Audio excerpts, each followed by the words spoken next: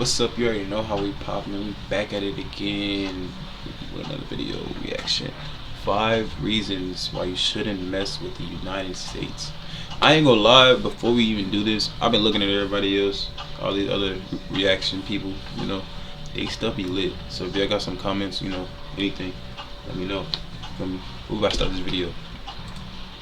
The collapse of the Soviet Union in the early 90s left the United States as the sole superpower in the world, and it's never looked back. In all aspects of the world, the United States is indeed a superpower, especially when it comes to its Hey, before I do this, United States badass. No cap. I'm not moving. military might, which is unsurpassable in its strength, technological superiority, operational capabilities, and power projection across the globe. In this video, we'll take a look at the 5 top reasons why you wouldn't want to go against the US military establishment. The United States Air Force is the strongest in the world, not only in the number of operational aircraft, but also in technological superiority. The country currently operates a total of over 15,000 military aircraft, combining all the branches of the military service, including the US Navy, US Army, 15,000. Coast Guard, and the US Marines. Sheesh. As of 2017, the US Air Force alone has a fleet of over 5,300 aircraft, 406 intercontinental ballistic missiles, and 170 military satellites. Military greater than satellites. any other country in the world. The USA has the That's largest crazy, number of I'm not stealth gonna lie. aircraft designed to be silent killers and untrackable by the radar defense systems of most countries in the world. Wow. Some of these stealth aircraft include air superiority fighters, We already such as starting the off like- F-22 Raptor and the F-35 Joint Strike Fighter, heavy bombers such as the B-2 Spirit. In fact, the United States pioneered this technology in the 1980s with the introduction of the F-117 Nighthawk stealth attack aircraft. Stealth aircraft are designed to avoid detection using a variety of technologies that reduce radar reflection from ground, sea, or air-based radar antennas, thereby reducing its radar cross-section, or RCS. This revolutionary technology allows a 5th-generation aircraft, such as the F-22 Raptor, with a max takeoff weight of 83,500 pounds, to have a radar cross-section of just 0.0001 meters squared, about the size of a bumblebee. What's more insane is that the massive B-2 bomber also has the same radar cross-section as the F-22 Raptor. Thus, it becomes extremely difficult to track stealth aircraft. Even if the enemy spots them on their radar scopes, it's a whole other story to successfully track them and register a missile kill. The whole idea behind this technology is to break the chain in which a conventional surface-to-air missile defense system works. It's the same reason countries like China and Russia are also hard at developing their own stealth fighter, the Chengdu J-20 and the Sukhoi Su-57, respectively. These aircraft will allow the US Air Force to assert its air superiority over any battlefield of the future. And we all know that control of these skies is the biggest decider in any war. The next reason why any country going to war with the US military should think twice is because of the strength of the US Navy and its dominance over the world's ocean, especially the Navy's supercarriers. The US Navy currently operates 11 nuclear-powered Nimitz-class supercarriers, which is the largest aircraft carrier fleet in the world.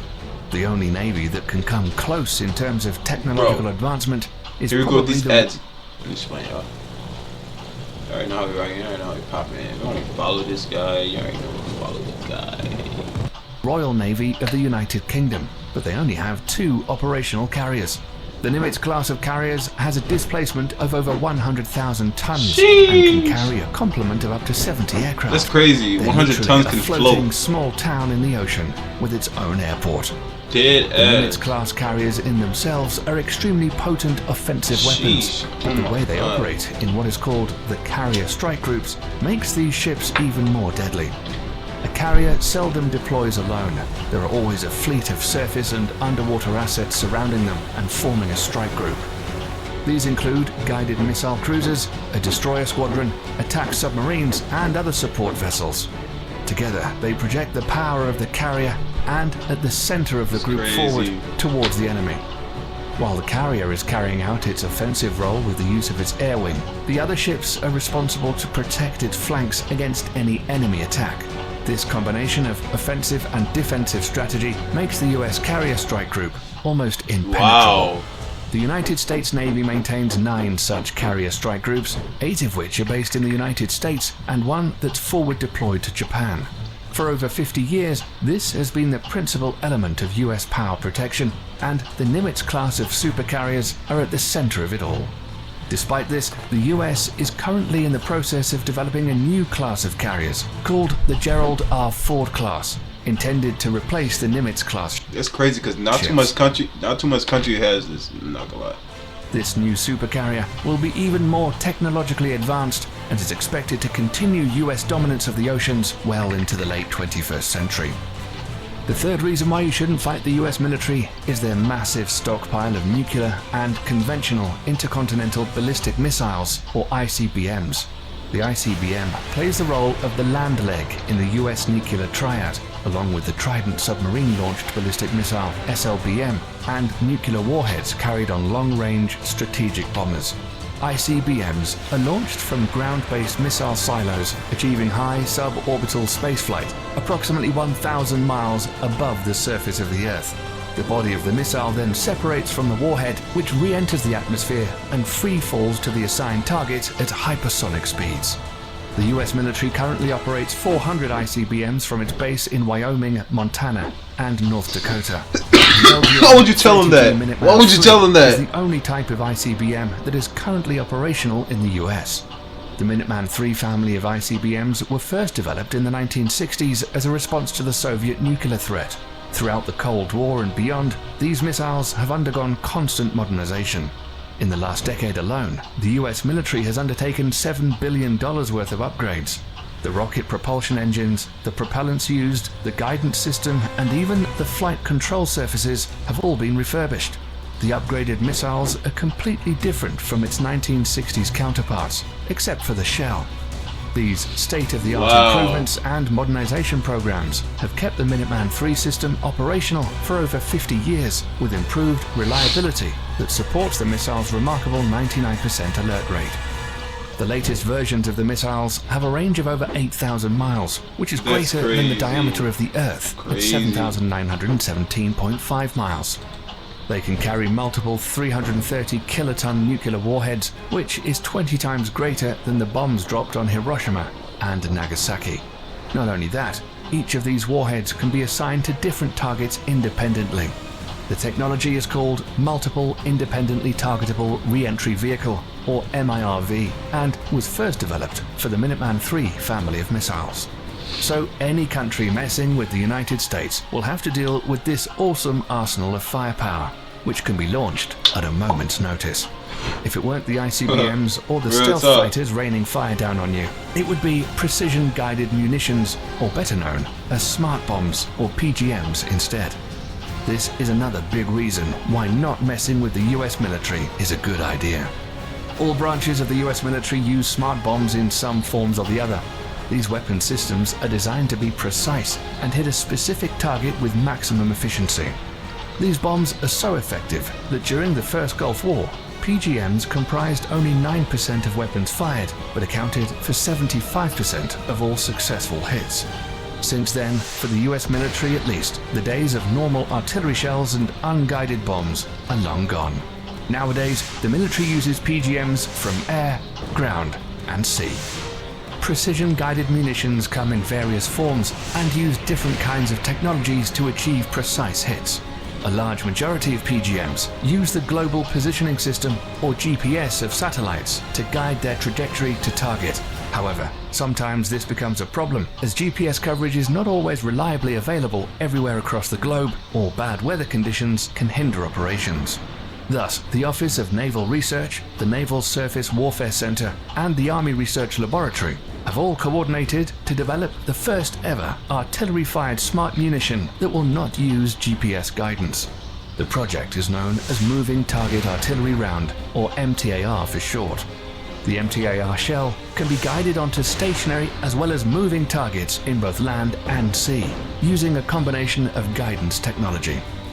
The best part is that these shells can be fired from the existing M777A2 155mm towed howitzer and the M109A7 Paladin integrated management self-propelled 155mm artillery systems already in use by the US military.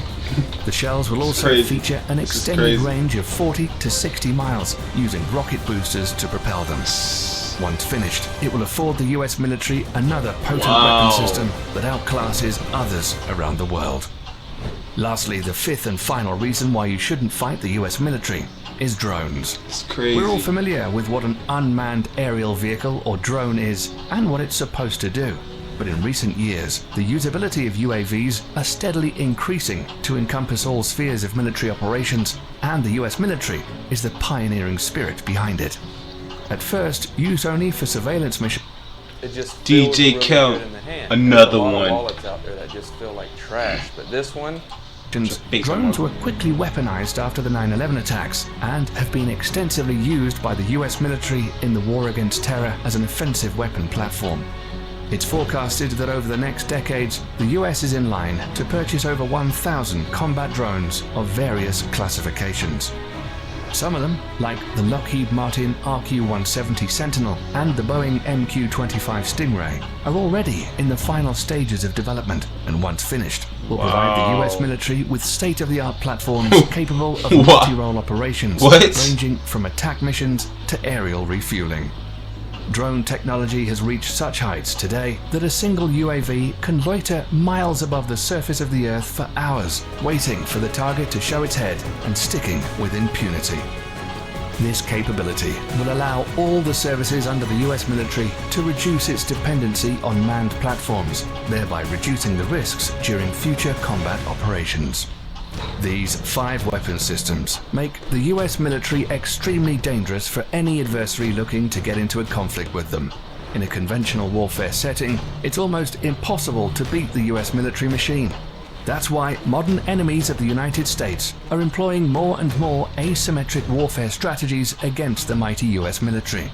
Despite that, the US military juggernaut is hands down the most powerful military complex in the world today, and probably will be for decades to come. That's all we have for you today, folks. Thanks for sticking around till the end. If you like... Hey, that was lit. I ain't gonna lie. Watch the next video if you tuned in and liked it. You already know we popping in London getting 666. We out.